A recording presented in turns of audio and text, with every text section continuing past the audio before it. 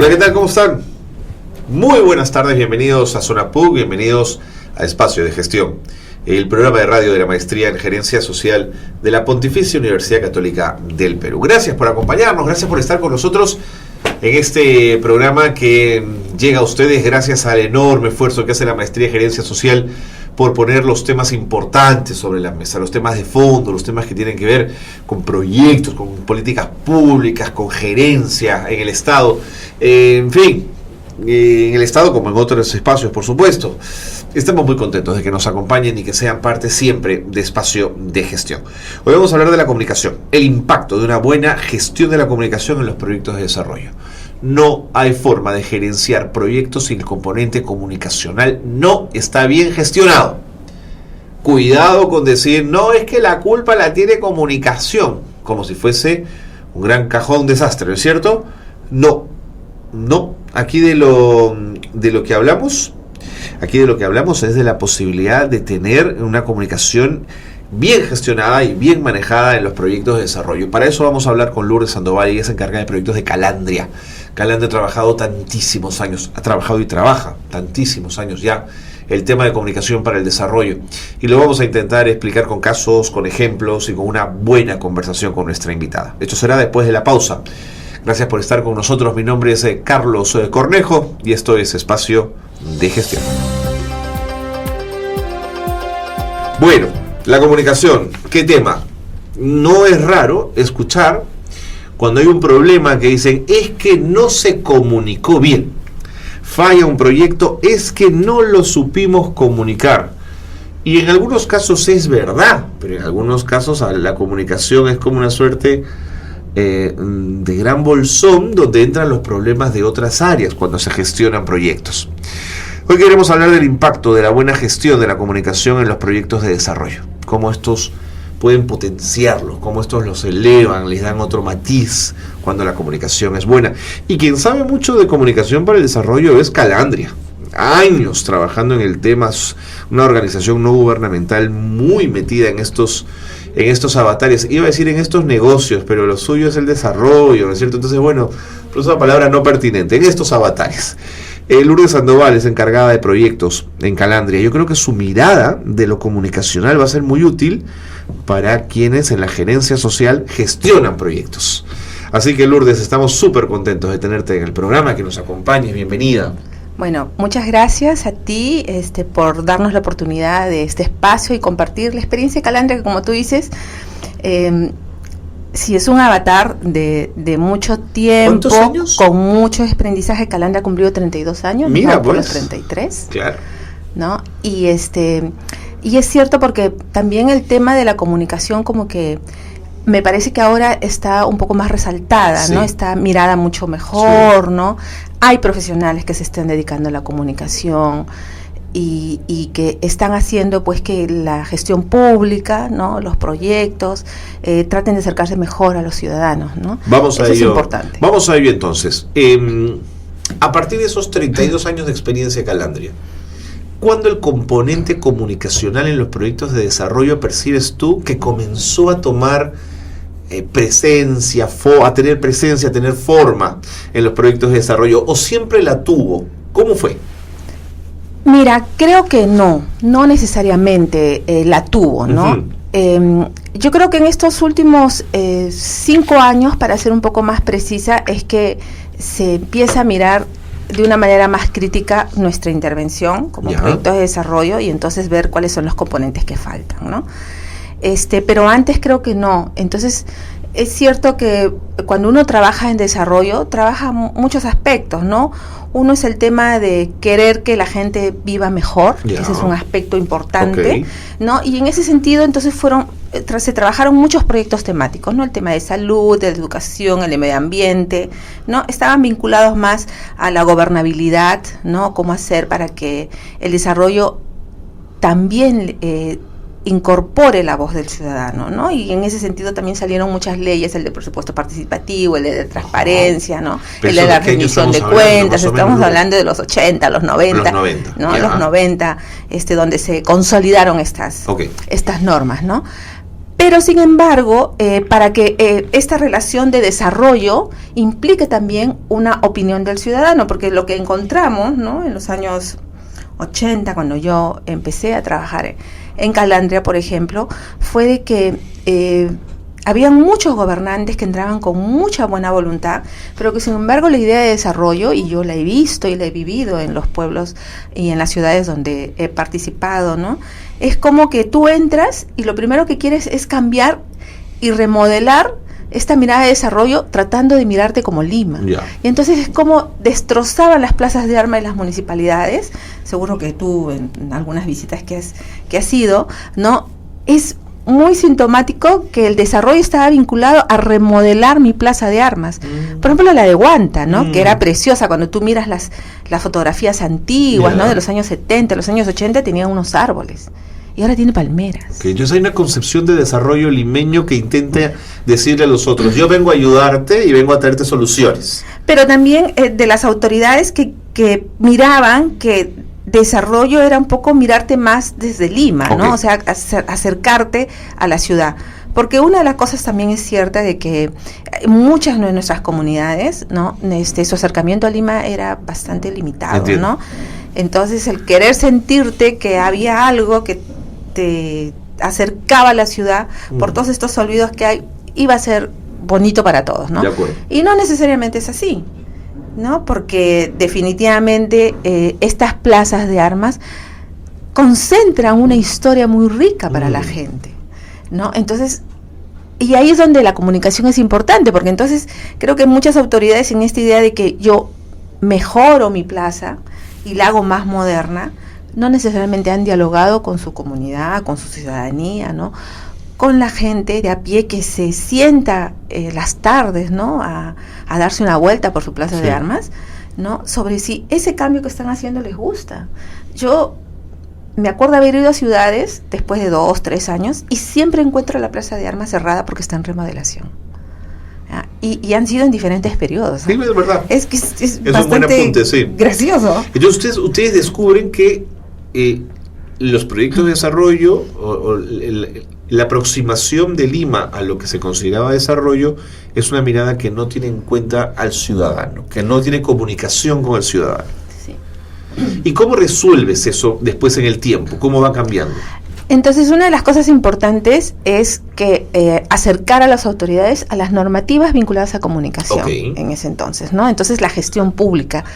¿Qué significa hacer gestión pública, no? Gestión pública no es que yo decido, ¿no?, los destinos de la ciudad y los fondos públicos que tengo, sino que en realidad la gestión pública es eso, es un servicio al ciudadano. Uh-huh. Y si de verdad quiero hacer un servicio al ciudadano que nos ayude a crecer a todos juntos, tengo que dialogar con él. Entonces, un primer acercamiento que trabajamos muchísimo como institución fue acercar la gestión pública al ciudadano. Primero que esas autoridades, que en realidad que pueden tener mucha, muy buena voluntad, pero son autoridades que no necesariamente conocen y saben hacer gestión pública. Ahora, pero se acerquen. Alguien podría decirte, Lourdes, pero tú eliges a tu gestor. Y sobre tu gestor público debería reposar tu confianza de que el uso de los recursos y de los proyectos que emprenda van a estar ligados al mejor desarrollo de la comunidad. Digamos, así funciona en teoría. Así funciona en teoría, pero no necesariamente los ciudadanos conocen todo lo que hace la gestión pública. Una cosa es como que cuando tú le preguntas al ciudadano cómo se llama tu ministro de Economía o cómo se llama tu ministro de Educación, tú les preguntas cómo se llama tu regidor tal o cómo se llama tu funcionario tal, okay, ¿no? Entonces no hay mucho conocimiento de eso, ¿no? Entonces eso hay que mejorarlo, porque las instituciones públicas tienen que entender que su rol, ¿no?, es en realidad una gestión del desarrollo vinculado a cómo entonces mi ciudadano mejora durante mi gestión. Uh-huh. Y desgraciadamente una de las cosas que tenemos en el país es que nuestra gestión pública no es continua, sino se reinventa cada 4 años. Y se reinventa con todo, ¿no?, con proyectos, con las propuestas, con las ideas que la anterior gestión dejó inconclusa y que no se termina. Y que definitivamente cuando eso pasa, no necesariamente la inversión que se hizo y que se quedó a medias es efectiva, ¿es cierto? Y lo mismo pasa con cuando hablamos de temas, ¿no?, vinculados a educación, a salud, ¿no? Yo me acuerdo muchísimo y celebramos mucho este acercamiento tecnológico a las escuelas, por ejemplo, cuando se distribuyeron las primeras computadoras. Pero entonces habían computadoras que llegaron a pueblos que no tenían luz, por ejemplo, ¿no? Y entonces, ¿cómo tú das un bien que es importante para los chicos, ¿no?, pero que no necesariamente lo pueden usar porque son comunidades que no tenían luz? ¿Qué pasa? Que el imaginario de la gente están ligados a modernidad, ¿no es cierto?, a la posibilidad de abrirse al mundo. Sí. De acuerdo, entonces, un poco retomando, a partir de los 90 es que la comunicación comienza a estar mucho más presente, finales de los 80, los 90, mucho más presente en los proyectos de desarrollo. ¿Y qué significaba que la comunicación esté presente? ¿Era solamente diálogo con el ciudadano o había que pensar otros términos de la comunicación? Sí, mira, una de las cosas que Calandria siempre ha trabajado en sus intervenciones son los diagnósticos de comunicación, ¿no? Okay. O sea, si yo trabajo un determinado tema, yo necesito saber qué cosas conoce, qué cosas hace, ¿no? Cómo vive ese determinado problema, para saber si lo que yo voy a hacer empata con lo que piensa la gente, hasta dónde conoce lo que yo quiero trabajar, para poder también saber mi comunicación, qué cosa tiene que mejorar, ¿no? Entonces eso es bastante importante. Lo que pasa es que definitivamente un gran problema en los proyectos, ¿no?, es que toda la parte diagnóstica de uno, inclusive para conocer cómo la gente se comunica, ¿no?, cómo la gente se comunica, cuáles son los espacios de comunicación de este ciudadano, quién es el líder al que le piden opinión, ¿no?, a quien le piden apoyo, está presente en la comunidad, ¿no? Ponme un ejemplo. Entonces, por ejemplo, ¿no?, yo intervine en un proyecto del año 95 al 98 sobre reducción de la mortalidad materna. ¿En Lima? En Churcampa, Huancavelica. ¿Ya? Entonces, un gran problema que tenía el país en esos momentos eran los altos índices de la mortalidad materna. Y entonces hicimos un consorcio bien interesante, ¿no?, de 4 instituciones, para poder tratar de trabajar una propuesta que sea sostenible. ¿Ya?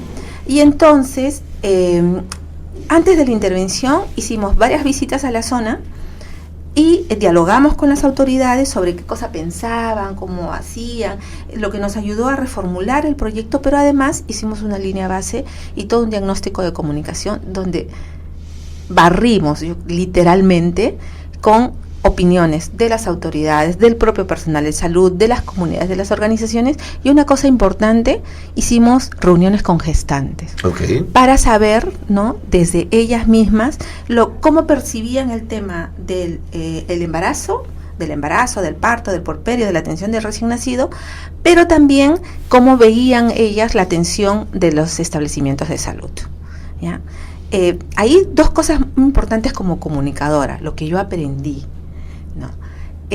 Aprendí que para la gente de la sierra, y supongo que para la gente de la selva también, un nacimiento está muy vinculado y tiene una parte de agradecimiento a la madre tierra. Acuérdate que la famosa Pachamama, ¿no?, que para nosotros los limeños no significa mucho, para la gente del Ande es fundamental, porque la Pachamama significa vida, ¿no? La Pachamama es alguien que te protege, ¿no? ¿Y eso lo aprendiste entonces, conversando con las... Eso lo aprendí, yo ya lo tenía algo de algunos trabajos que Calandria había hecho, pero lo corroboré en el diálogo con los pobladores, y cómo entonces muchas de las cosas que a la gente le pasaba estaba vinculado con el agua, por ejemplo. Una mujer embarazada no puede no puede sentarse cerca a un puquial, una mujer embarazada, porque para ellas era algo que podía afectar al bebé. Pero lo otro que aprendí es que es cierto que para nosotras en Lima, por ejemplo, el embarazo es un momento muy especial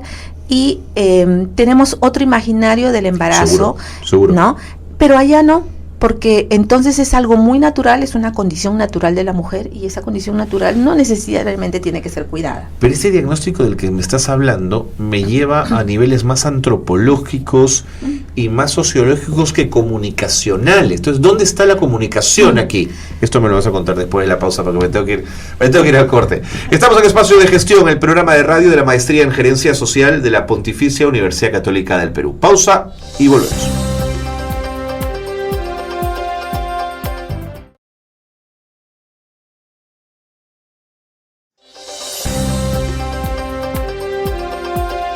Continuamos en el programa. Lourdes Sandoval, encargada de proyectos de Calandria, está con nosotros. Calandria sabe muchísimo de comunicación para el desarrollo. Estamos hablando del impacto de la buena gestión de la comunicación en los proyectos de desarrollo. Y si usted se acaba de incorporar a la señal de Zona PUC, yo quiero contarles que Lourdes Sandoval nos estaba contando una experiencia fascinante entre el 95 y el 98 en una zona de Huancavelica que se llama Churcampa, donde hicieron un trabajo para disminuir la muerte materna ¿no es cierto? Que en aquellos años tenía unos índices altísimos, y en la región huancavelica históricamente los ha tenido. Bueno, entonces, Lourdes, lo comunicacional, ¿dónde estaba? Te entiendo, hablas con las comunidades, por supuesto que hay un proceso de comunicación ahí, de conversación, se habla con la población, se habla con las madres gestantes, y comienzas a hacer un diagnóstico. Pero hasta ahora lo que me has contado, siento que tiene un énfasis más en antropología y en sociología. Entonces, la comunicación, ¿cuándo comienza a aparecer en un proyecto como este? Entonces, la comunicación empieza a aparecer cuando tratamos de ver exactamente qué cosas teníamos que cambiar en el imaginario de la gente, ¿no? En los conocimientos que tenía la gente con referencia al embarazo, al parto y puerperio, y en la relación de las mujeres, sus familias y el personal de salud. Entiendo. Porque no iban al establecimiento de salud. Porque, y aquí la comunicación fue interesante, fue cómo veían ellas la atención en el personal de salud. Y cómo entonces para ellas era temeroso ir, uno, porque había los problemas del pudor de la mujer andina, claro. ¿no? Aquí te sacan una bata, ¿no? Te desnudan, te usan una bata, para ellas es inconcebible esa bata. Ajá. Te hacen abrir las piernas, ¿no? O sea, ellas sin tener esta mirada de toda esta cosmovisión que tú me comentabas, que tú decías que es antropológico, Ajá. pero que también para ellas formaba parte de la relación con el médico, de ese enlace comunicativo, de esa empatía que debe tener un personal de salud en la atención de la mujer andina, ¿no? Esos fueron los lazos comunicantes que empezamos a trabajar. Empezamos a trabajar la relación inclusive, ¿no?, de esta mujer embarazada con su familia, con su esposo, porque una de las cosas que aprendimos, por ejemplo, es que si una mujer estaba en parto en su casa, porque la mayoría lo hacía en su casa en esos años, ¿no?, si el esposo no daba la autorización, el esposo no estaba y no le daba la autorización para que ella vaya al establecimiento de salud, nadie la movía. No podía moverla a nadie, entonces tuvimos que incorporar, ¿no?, que no lo teníamos en el proyecto, a las familias y especialmente al esposo, para también sensibilizarlo sobre que, si bien es cierto, todas las mujeres tenemos una condición natural para ser madres, esa condición natural hay que cuidarla. ¿No? Hay que cuidarla. Entonces, eso empezamos a trabajar todo el tema de conocimientos del embarazo y parto y puerperio y de las señales de peligro de estas mujeres embarazadas. Yeah. Empezamos a trabajar con el establecimiento de salud todas estas miradas que tenían las mujeres sobre por qué no iban al establecimiento de salud y qué cosas podían mejorar ellos, ¿no? Sabemos que la mayoría de los profesionales vienen de universidades donde se les enseña a atender al occidental, ¿no? O sea, sí, claro, eso está. No, recién ahora lo intercultural ha entrado con mucha fuerza, pero en aquellos años presumo que no había nada. Y no recuperas muchas cosas que forman parte de esta relación de la mujer y de las familias, del embarazo y la tierra. Por ejemplo, las señoras decían, pero nosotros, cuando damos a luz, una cosa importante para nosotros es el pago de la tierra y el entierro de la placenta. Ahora, ¿enterrar la placenta le hace algo al establecimiento de salud? No. Entonces, bien pueden, porque lo que ellos hacen es, ¿no?, lo ponen en un tacho y lo botan. Claro. Para ellas era inconcebible botarlo. Okay. Entonces, esto no pasa nada, nosotros entregamos la placenta. a la familia para que lo entierre. En Lima te ponen un suero y no puedes comer durante 24 horas. Para una mujer, para una familia del Ande que recibe a su niño es una fiesta. Y entonces matan al mejor carnero y toman la sopa de carnero. Y ella misma porque repone fuerzas. Pero no le permitían hacer eso, ¿no? Porque supuestamente hace daño. Claro, o sea, nosotros nos ponen vía, nos hace daño. Del sector salud chocaban con este aspecto. Claro, entonces eso era importante. Y entonces todas esas cosas hacían que ellas no quieran ir. Y entonces empezamos a trabajar con los establecimientos de salud, con 27 que tenía Churcampa, trabajamos con 11 para incorporar salas de parto con adecuación intercultural que trabajó las compañeras de Salud Sin Límites, ¿no? Con el establecimiento de salud como debería ser. Y nosotros trabajamos todo este acercamiento de las familias con el establecimiento. Y entonces trabajamos con el establecimiento. ¿Cuáles eran los mínimos que sí podrían aceptar ellos, ¿no? Y cómo mejorar esta relación. Cuando viene una mujer, cómo atenderla con calidad y calidez. ¿Ya? ¿Qué herramientas comunicacionales utilizaron? Entonces, por ejemplo, una de las cosas que trabajamos mucho fueron los programas de radio. ¿Ya? Tú sabes que en la zona de Sierra el programa de radio es muy escuchada, es verdad. Sí, es muy escuchada. Y en el diagnóstico encontramos que la escucha del horario de la radio es de 4 a 6 de la mañana, porque a las 7 están en la chacra, ¿no? Y entonces, de 4 a 6, pero entonces el diagnóstico también nos dijo cómo eran estos programas de radio, ¿no? Muchos de los programas de radio no están llevados por comunicadores, sino por docentes o por un trabajador que tiene alguna particularidad, le gusta hacer locución y entonces cogía un periódico de hace 2 semanas y leía las noticias por la radio. Y entonces trabajamos este acercamiento de cómo producir los programas de radio que tengan una parte educativa con referencia al tema de la prevención del embarazo, del parto y puerperio. Entonces trabajamos mucho.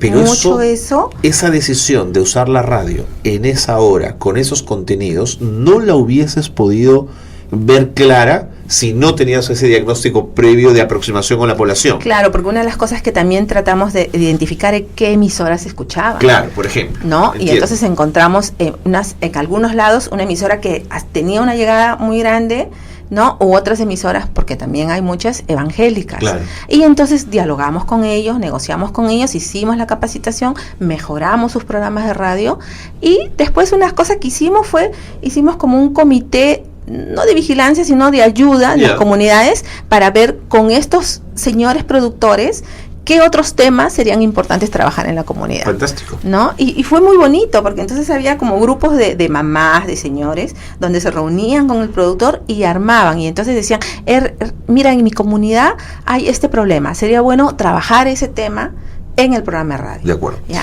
Entonces la radio fue una de las herramientas. ¿Qué más? La radio fue una de las herramientas. Mira, cómo un solo ejemplo nos permite entrar en todo lo que es esto, ¿no? Sí, claro, porque además esto mismo tú lo puedes replicar con otros temas, porque es importantísimo, ¿no? Bueno, y entonces otra de las cosas que trabajamos mucho fue el tema del teatro en la comunidad, en la calle. Eso fue muy, muy bonito, porque además también encontramos que en el diagnóstico mismo lo que nos decía es que la gente en la zona de la sierra no hay mucha televisión. Es verdad. No hay cable, ¿no? No hay cine. No hay cine, claro. ¿No? En Churcampa no hay cine, no hay cable, no.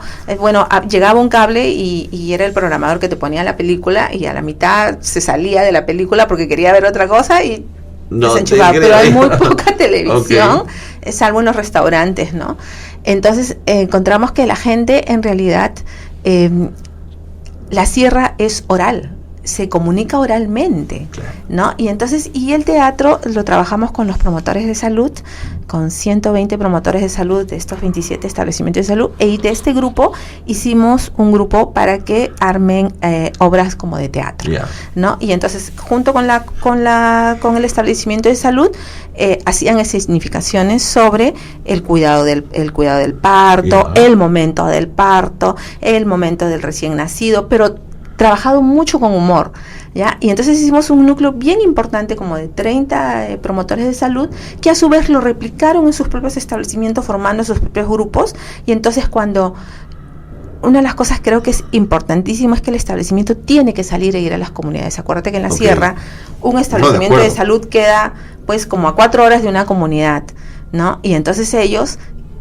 con los establecimientos iban a las comunidades y pasaban estas obras de teatro que eran bastante jocosas, con mucho humor, hecho por la propia gente de su comunidad, y entonces hacían un trabajo de sensibilización al final con la obstetra que les preguntaba cómo era, ¿no? Y entonces llegaba mucho, la gente se reunía, tocaban con los pitos, entonces la gente salía de la casa. Eso fue otra estrategia bastante interesante que después la presentaron al ministerio y ellos a su vez han seguido siendo un núcleo que suya. Forma parte con otros. Lourdes, hoy día los proyectos de desarrollo necesariamente tienen que tener indicadores de gestión, indicadores de éxito, ¿no es cierto?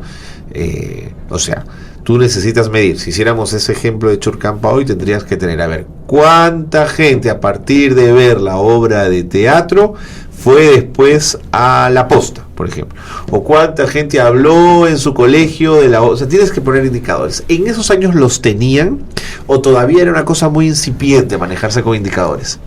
No, mira que esa es una gran pregunta con referencia al tema de comunicación, ¿no? Entonces, un gran problema de la comunicación es haber tratado de ponerle indicadores para que la gente sienta que la comunicación es importante, sí, porque yo creo que una de las cosas con las que empezamos pasar es 4 spots, ya, pero a ver, ¿los spots funcionaron o no funcionaron? Calandria está, qué bien, ya, entonces nos vamos a tener bonitos afiches, ¿no? Toda la parte más productiva, pero la parte más de sensibilización de este proceso de trabajo en la comunidad, medirlo en la calle, medirlo es complicado, pero este proyecto que nos ha servido, ¿no? En realidad para mí es un antes y un después, inclusive de qué cosas tienen que estar presentes, ¿no? Sí trabajamos, ¿no? Entonces teníamos la línea base y teníamos hicimos, ¿no?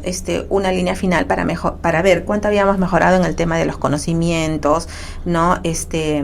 Con referencia a la sensibilización en torno a los cuidados del recién nacido, a la propia cuidado del parto, los propios indicadores de cuánta gente iba al establecimiento de salud, ¿no? Y entonces, mira, nosotros empezamos con 4 muertes maternas, ¿no? Y después de 10 años, el mismo ministerio me dice que ahora hay 0 muertes maternas. No te puedo creer. Sí. Empezamos con mínimo... teníamos entre 2 y 3 controles de una mujer gestante. En 9 meses. En 9 meses de gestación. En 9 meses de gestación, ¿no? Cuando normalmente son 9 más 4 son aproximadamente 13 controles. El último mes son 1 semanal. Ajá. ¿No? Nosotros en Churcampa hemos logrado 6 controles mínimos. Fantástico. Y creo que está subiendo, ¿no? Ya, pero ¿cómo sabes que fue por ti, Lourdes? O sea, que fue por el proyecto. Porque lo hemos medido en el tiempo. Eso es importante. Lo hemos medido en el tiempo, o sea, hemos hecho la intervención, en el 2005 hicimos un primer diagnóstico y en el 2010 hicimos otro.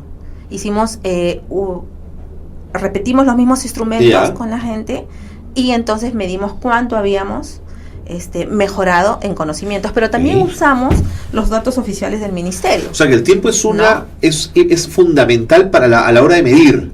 El tiempo en relación a la intervención, quiero decir. Sí, es fundamental para medir. Es fundamental para medir porque eso te marca un antes. Tú tienes que tener tu mirada de cómo estoy empezando y tu mirada de cómo estoy terminando. Con los mismos instrumentos para poder determinar que tu intervención es la que te ha llevado a mejorar, es la que te ha llevado a que todavía hay algunos problemas que hay que ir viendo, que hay que ir fortaleciendo. Entonces, eso es importante en los proyectos de desarrollo. Te pido una pausa, Lourdes. No te vayas, por favor, no te vayas para seguir conversando de esto que es apasionante. Volvemos aquí en Espacio de Gestión. Quédense con nosotros.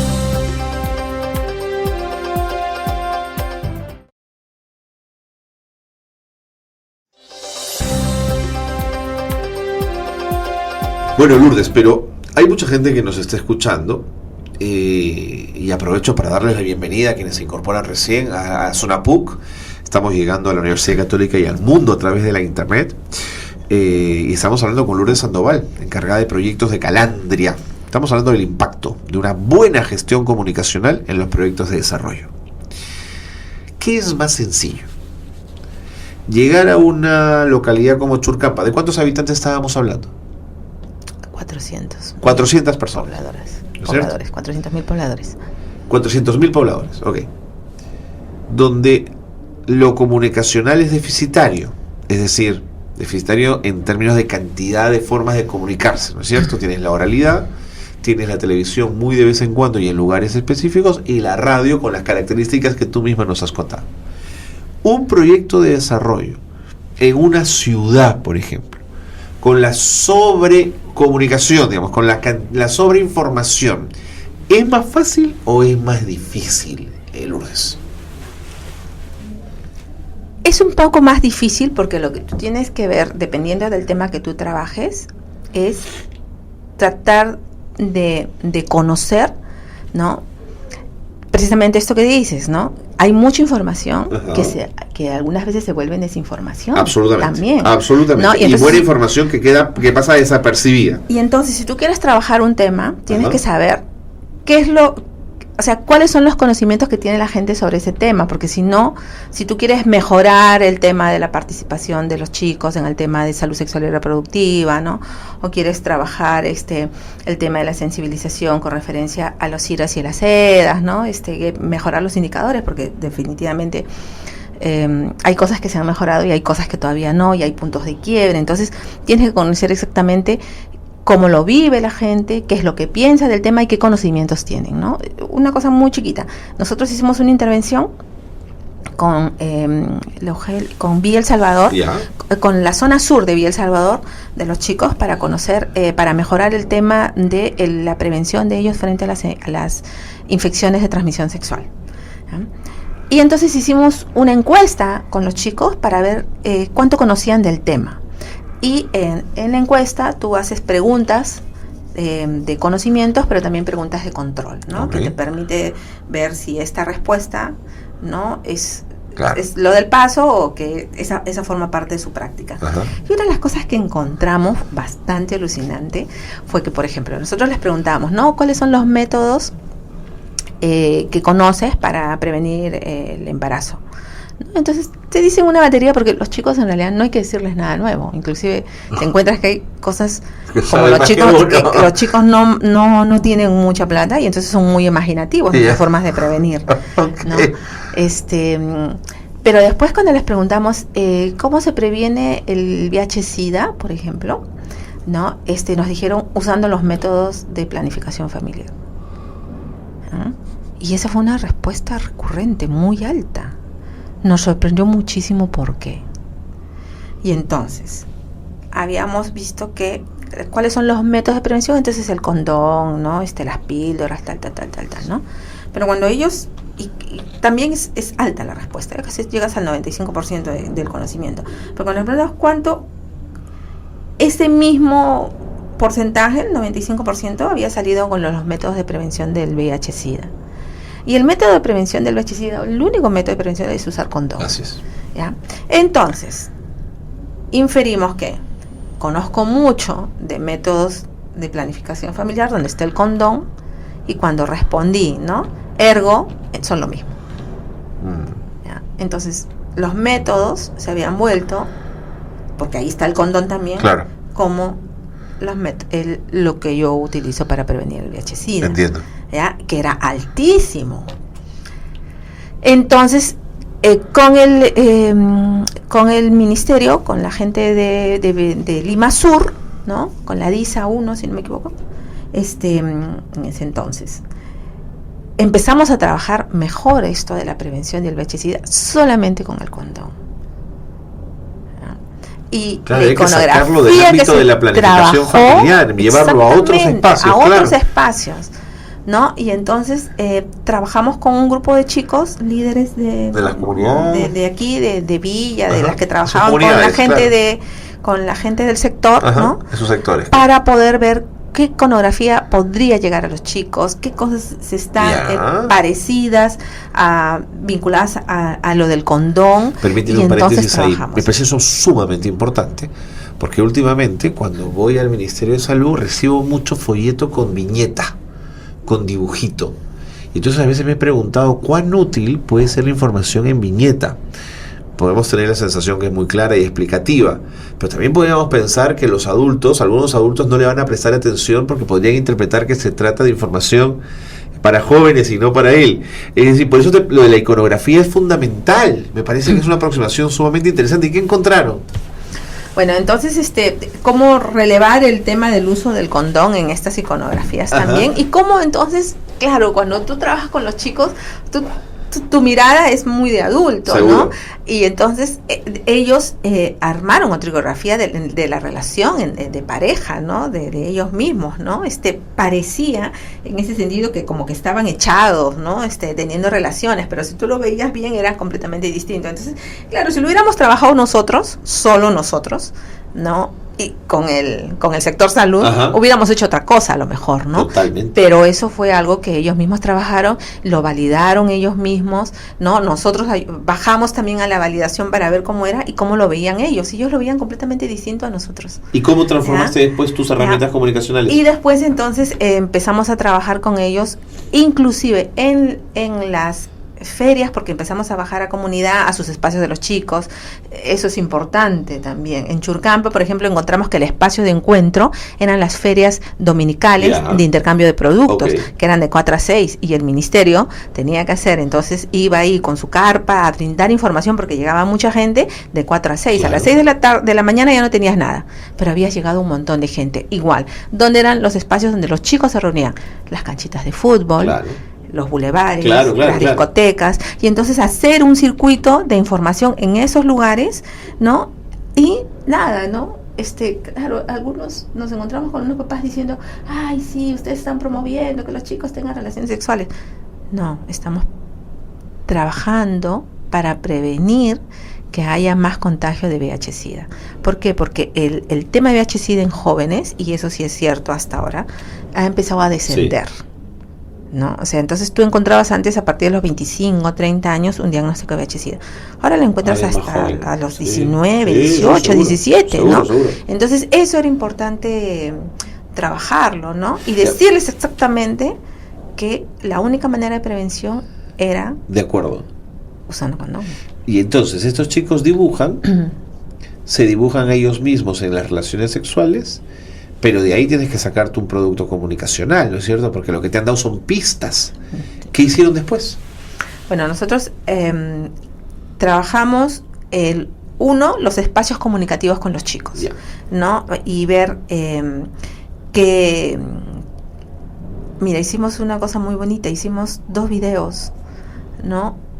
Solamente para chicos, vinculados al tema de las relaciones, ¿no? De pareja, el cuidado en las relaciones y cómo tú puedes vivir una situación de que te diagnostican VIH-Sida, ¿no?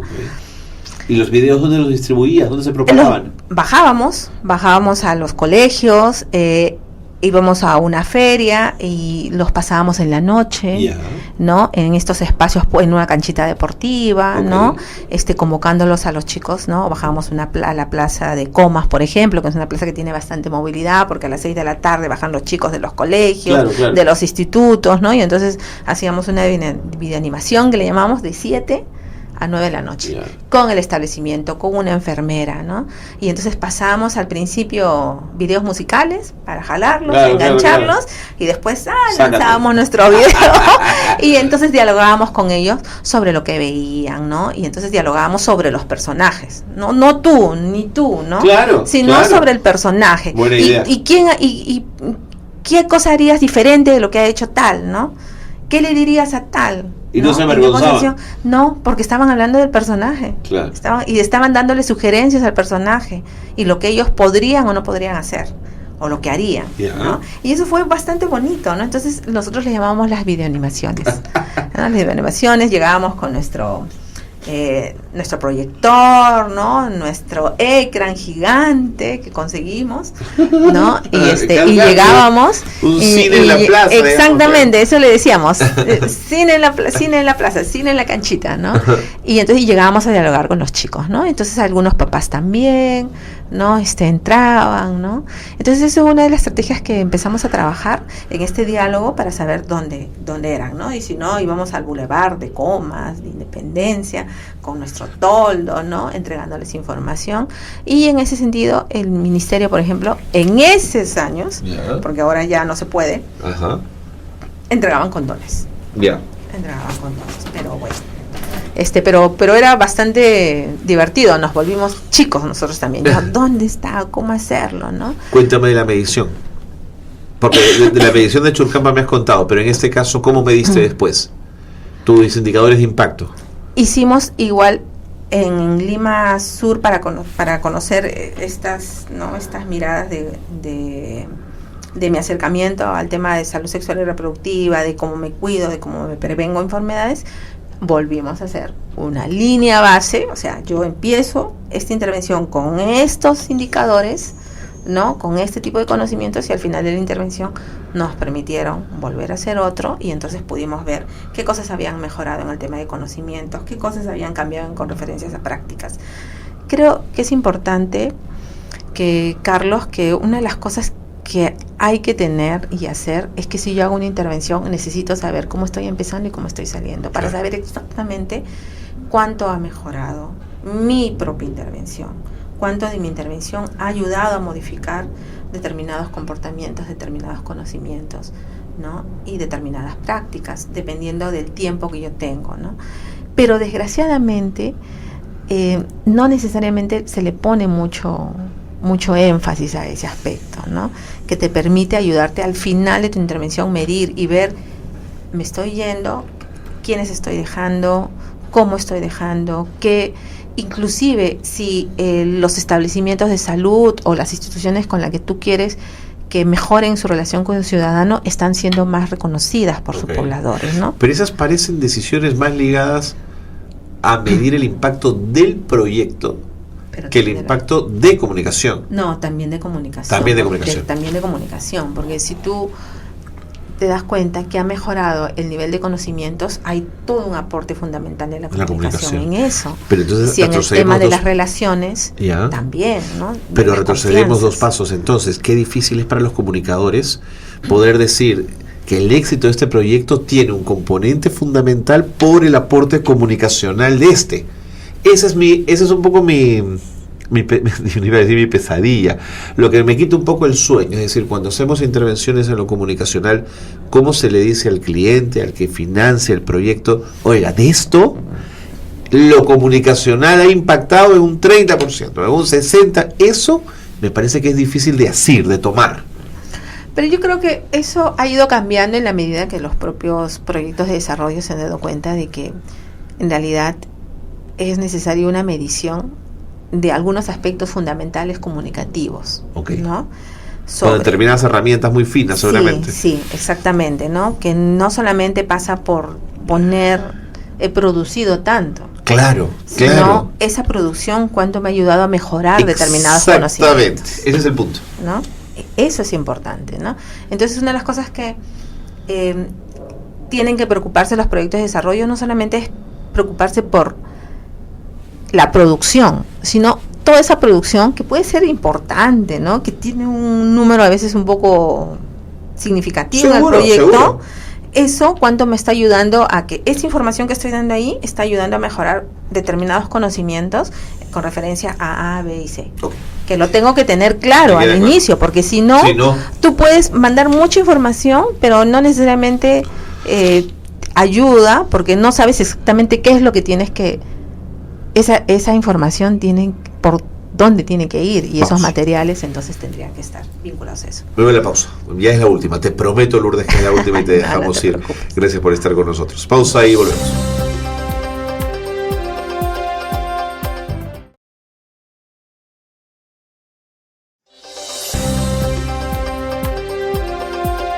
Estamos ya en el último bloque del programa. Estamos hablando del impacto de una buena gestión de la comunicación en los proyectos de desarrollo. Lourdes Sandoval, encargada de proyectos de Calandria, una organización no gubernamental con años de experiencia en desarrollo, en comunicación para el desarrollo, y que ahora además está en otros proyectos sumamente interesantes que, a ver, si nos da tiempo, Lourdes, ahora podemos conversar algo de ellos.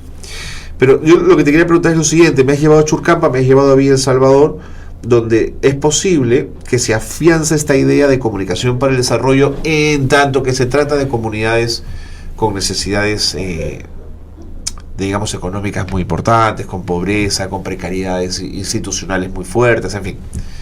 Pero yo quería preguntarte cómo incorporamos la gestión de la comunicación en proyectos que estén ligados en general, por ejemplo, en el Estado, a todos los proyectos, más allá de si son rurales o no lo son, si son ciudades urbanos o no. ¿Qué me dirías? Mira, yo creo que hay una gran preocupación últimamente en las instituciones del Estado para cómo acercarse mejor a la gente, ¿no? Y mejorar también la percepción ciudadana sobre las instituciones, porque la percepción ciudadana que hay es que hay mucha, ¿qué te puedo decir? Que no es muy útil, no les resuelve los problemas muy rápidamente, ¿no es cierto? Entonces, pero hay algunas preocupaciones que... Hay algunas iniciativas, preocupaciones de ellos, ¿no? Y algunas iniciativas que se están dando y que creemos que son importantes y resaltantes, ¿no? Por ejemplo, el Ministerio de Justicia o todo el sector justicia hizo un diagnóstico comunicacional para ver cómo poder mejorar toda esta percepción de que la justicia no llega al ciudadano, ¿no? Y cómo mejorar entonces esos canales de comunicación, esa forma de trabajo de ellos para ser más resolutivos. De acuerdo. Entonces creo que eso es bastante importante, que nos habla de que sí están sensibilizados, de que hay algo que tiene que cambiar en esta relación con el ciudadano para que la gente siente que hay justicia para todos, ¿no? Que todavía están en ese camino, que hay que ir mejorando, es cierto, pero cuando tú encuentras en una institución que hay esa voluntad, entonces ellos mismos van a ir trabajando de ese diagnóstico que han hecho, esos vasos comunicantes con el ciudadano, e ir poniendo los puntos sobre las IES en algunas cosas que tienen que ir mejorando. ¿Ya? Entonces, eso ya es bastante importante, porque todo eso nos lleva a una idea de democracia, ¿no? Que es importante en un país que necesita consolidarse. Así es. ¿No? Porque si los ciudadanos no tienen confianza en sus instituciones, ¿no? Es bien difícil que haya una gobernabilidad democrática, ¿no? Entonces creo que eso es importante, que las instituciones se han ido dando cuenta y que le han ido poniendo acento a estos vasos comunicantes. Vamos en esa línea. Entonces dirías que un poder judicial, por poner el ejemplo, como cualquier otra institución del Estado, que apuesta por la comunicación, ¿qué características debería tener esa comunicación? Te suelto la primera: sostenible en el tiempo. ¿Qué me dirías? Sí. O sea, que se mantenga más allá del presidente del Poder Judicial y de los cambios en las cabezas y en el liderazgo de la organización, sostenible en el tiempo. ¿Es correcto? Sí, definitivamente, ¿no? Porque el tema es de que sea la institución la que cambie, no solamente las personas y la gestión de ese momento, sino que la institución, y que entonces la mirada no sea pues 4 años o 2 años, que es el tiempo donde está una autoridad, sino que tenga un plan que sea sostenible en el tiempo para que esos canales de comunicación que se van creando se mantengan, ¿no? Y se fortalezcan, y se fortalezcan, no solamente en el funcionario que esté en ese momento o en el director que esté en ese momento, sino en el funcionario público que es de carrera y que tiene que quedarse con todos esos instrumentos para poder seguir mejorando la gestión. En esa otra línea te propongo entonces, en la mirada del Poder Judicial, ¿todos los años habría que poner más dinero en esa lógica comunicacional o no necesariamente?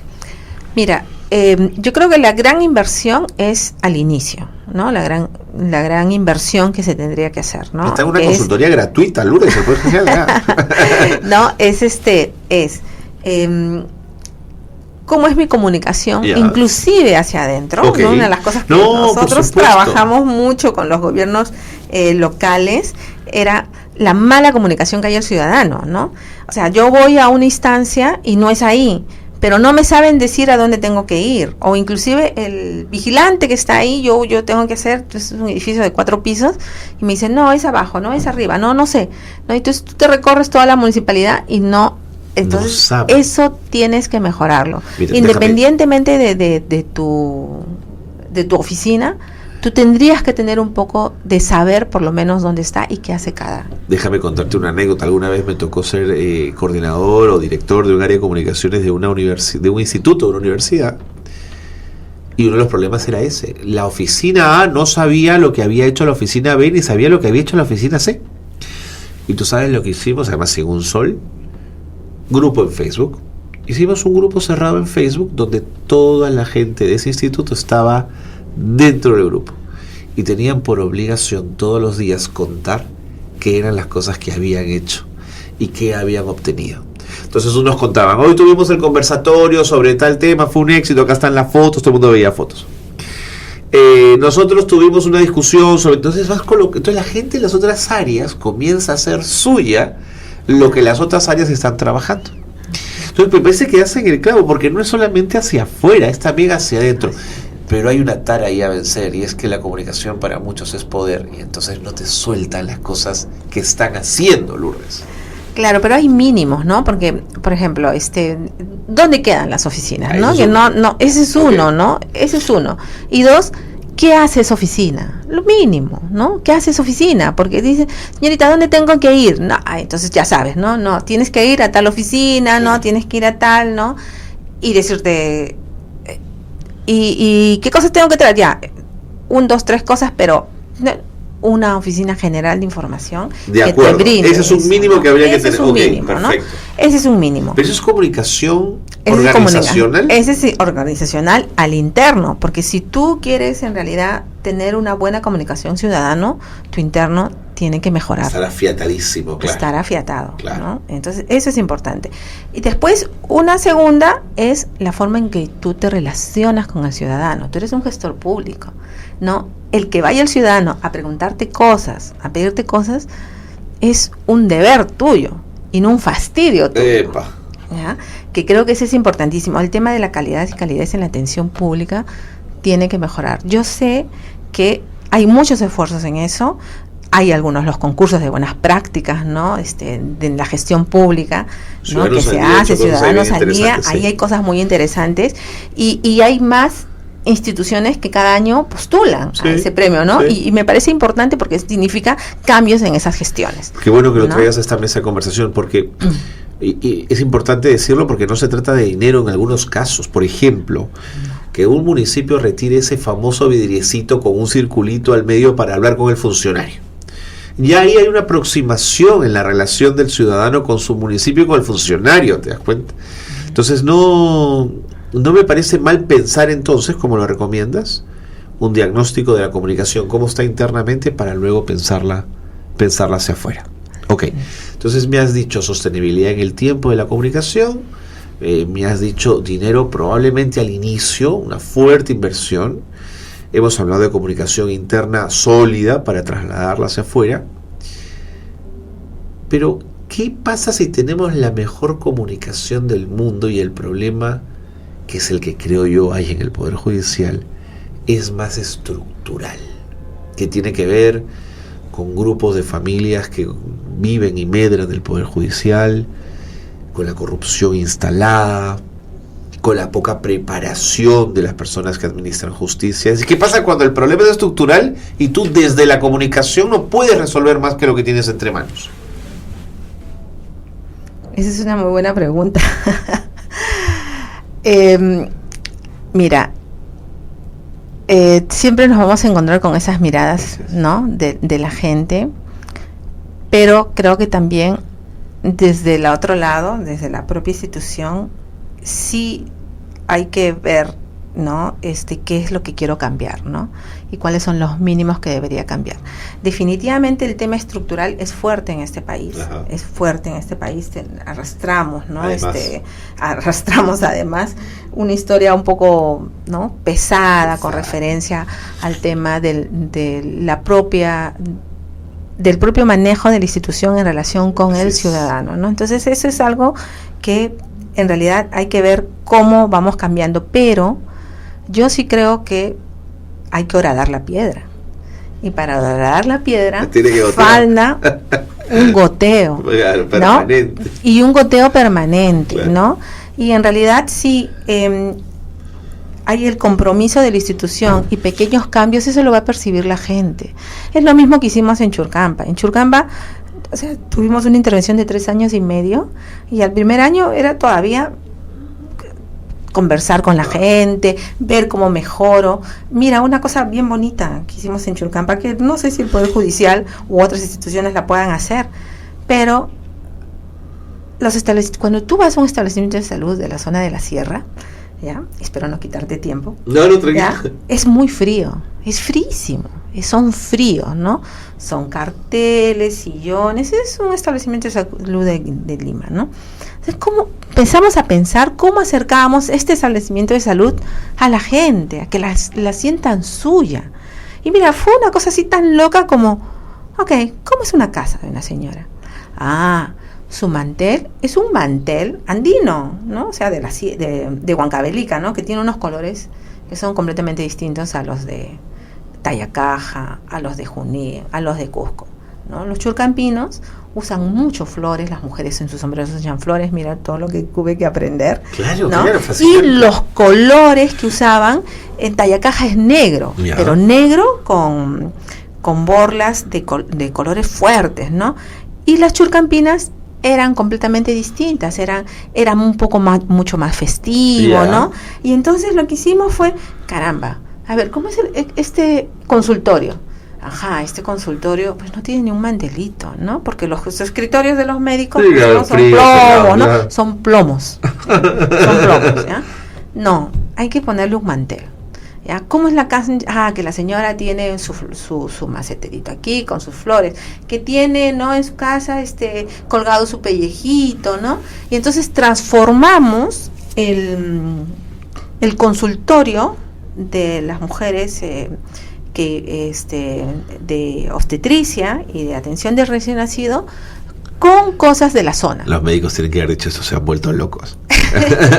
Verdad, fue una cosa muy bonita porque hay un indicador que te dice cuánto aumentó la presencia de las mujeres de las consultas, ¿no? Y en realidad aumentó al 70%. Eso es irrebatible, claro. Eso es irrebatible, ¿no? Ahí está, ¿no? Y entonces, ¿cuál fue el lema que trabajamos? El centro de salud es como tu casa. Claro. No estás viniendo a nada externo. Pensado, sí. El centro de salud es como tu casa. E hicimos unos dípticos, ¿no? Solamente con los dibujos, ¿no? Por un lado, así, era un material doblado, donde era la casa de la persona y el otro doblez que se juntaba era el establecimiento de salud. Perfecto. Era una continuidad. ¿Ya? Y entonces, mira, si tú visitas Churcampa alguna vez, ¿no? Aunque está como a 3.000 metros sobre el nivel del mar, 2 horas y media en camionetita de Huanta para arriba, ¿no? Vas a encontrar esos establecimientos de salud que son como la casa de uno, que son cálidos, no tú entras y no ves pues solamente los afiches y los bonitos, sino cosas bonitas, ¿no? Que también están en sus casas, sus cortinas, ¿no? Son, ¿no? Cortinas como encontrarás en tu casa. Seguro. ¿Ya? Entonces eso acercamos, ¿no? Es lo mismo para los establecimientos, no les digo que tienen que hacerlo igual, ¿no? Pero sí, ¿qué cosas, no? Porque en realidad los establecimientos, nuestras instituciones son frías. No, olvídate. ¿Ya? Entonces, ¿qué cosa es lo mínimo que debo tener para que ese ciudadano que se acerque, ¿no? Se sienta bien, ¿no? No quiero hablar de una institución en determinado, ¿no? Pero cuando tú vas, por ejemplo, a hacer una denuncia en una comisaría, no, espere aquí, ¿no? Esperen y esperas un montón y no te dicen por qué. Ya, pero escúchame, pero nos tenemos que ir, ya me quedan 30 segundos. Pero mira, cuando tú vas a Indecopi, por ejemplo, es otro estado. Y cuando vas a Produce, es otro estado. O sea, allí donde hay ministerios más antiguos, más viejos, instituciones más antiguas, tú sientes ese estado rancio, pesado, gris. Pero hay otro estado también muy dinámico y haciendo cosas muy interesantes. El tema es que hay que apurar pues a los que están más atrasados. Sí, y además hay bonitas experiencias de ellos mismos, sí, ¿no? Yo creo que tienen que retomarlas. Por supuesto, hay experiencias desde adentro muy interesantes. Sí. Me muero de pena, pero tenemos que ir ya, Lourdes. Hemos conversado casi una hora, pero quiero agradecerte muchísimo que hayas estado con nosotros. No, al contrario, espero haberlos ayudado en algo. No, por favor, has traído toda la experiencia de Calandria, esta mesa que ya es un montón. Mil gracias, de verdad, gracias por habernos acompañado. No, gracias a ti. Lourdes Sandoval, encargada de proyectos de Calandria, ha estado con nosotros en Espacio de Gestión. Nos vamos y nos encontramos el próximo martes, por supuesto, aquí en Espacio de Gestión, el programa de radio de la Maestría en Gerencia Social de la Pontificia Universidad Católica del Perú.